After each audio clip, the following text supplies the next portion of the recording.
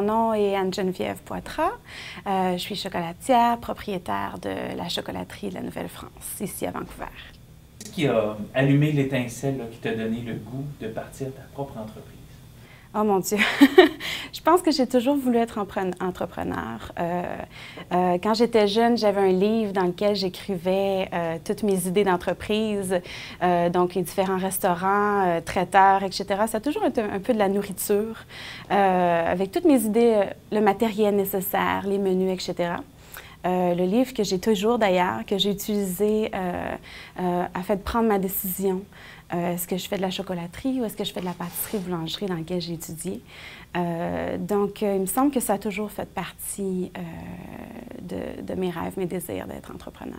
Vous êtes chocolatière, mais est-ce que votre entreprise a une spécialité? Je crois que vous avez parlé de...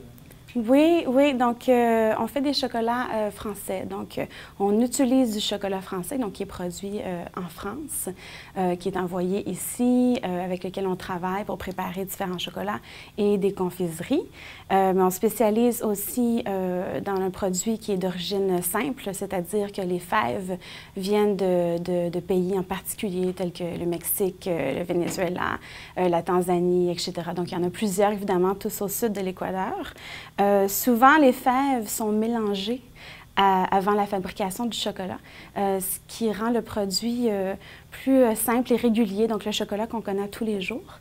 Pour ce qui est de notre chocolat, comme c'est d'origine simple, à ce moment-là, on a vraiment le goût du pays, de l'origine. Donc, si les fèves, par exemple, viennent de Cuba, on peut avoir un goût de tabac en arrière-goût parce qu'il y a des plantations de tabac à travers le pays qui influencent le goût des fèves. Donc, notre spécialité, ça se trouve être des chocolats de plantation, des chocolats d'origine simple. Et puis, avec tout ça, on fait des petits produits magiques, des chocolats, des confiseries, des breuvages, des chocolats à boire. Comment est-ce que vous faites le marketing de votre entreprise? C'était plutôt une question de temps plutôt que monétaire. Donc, on a investi du temps et de l'énergie dans les médias sociaux.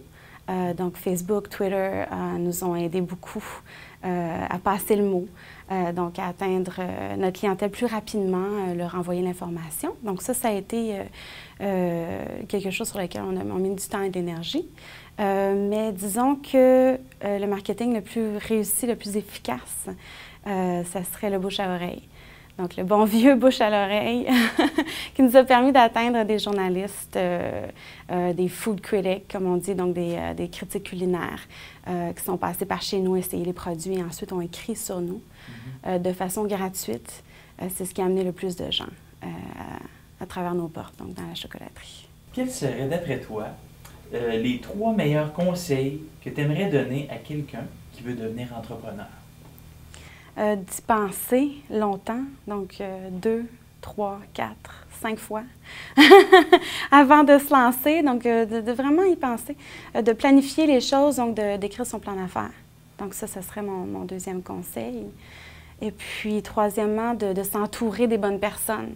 Donc, évidemment, d'aller rencontrer toutes les personnes qui peuvent nous aider à bâtir notre entreprise, donc pas seulement d'anciens entrepreneurs, mais de vraiment aller rencontrer les gens qui vont être les piliers de la fondation, en fait. Là. Donc, tous les gens qui vont nous entourer, qui vont nous permettre d'accomplir les tâches que nous, on ne peut pas accomplir parce que, oui, on est entrepreneur, mais on est aussi technicien, donc on a un produit à préparer et à vendre. Donc, on a besoin de tous ces gens-là pour nous entourer. Donc, de bien les choisir. J'espère que tu aurais recommencé aujourd'hui. Oui. Est-ce qu'il y aurait quelque chose d'autre que vous feriez différemment? Oui, définitivement. Donc, je ne considère pas ça des regrets. Il est trop tard. Mais si j'avais à repartir demain, donc la même idée, la même entreprise, etc., bon, premièrement, le nom est très long. Donc, c'est difficile dans une société anglophone. Donc, peut-être que je retravaillerais ce niveau-là. Ensuite, je prendrais mon temps à temps partiel, vraiment monter, préparer ma ligne de produits en ayant un emploi qui me supporterait financièrement durant la préparation, en fait, à temps partiel de mon entreprise et de mon business plan, plutôt que de me lancer comme j'ai fait vraiment, là, complètement, tout d'un coup, business plan, on ouvre les portes et c'est parti. Donc, la prochaine fois, oui, Si j'avais à recommencer, ou plutôt pour la prochaine entreprise, on voit ça comme ça. Donc, pour la prochaine entreprise, je vais prendre mon temps, à temps partiel, de développer la chose correctement. Et puis, de me lancer à ce moment-là en étant plus prête.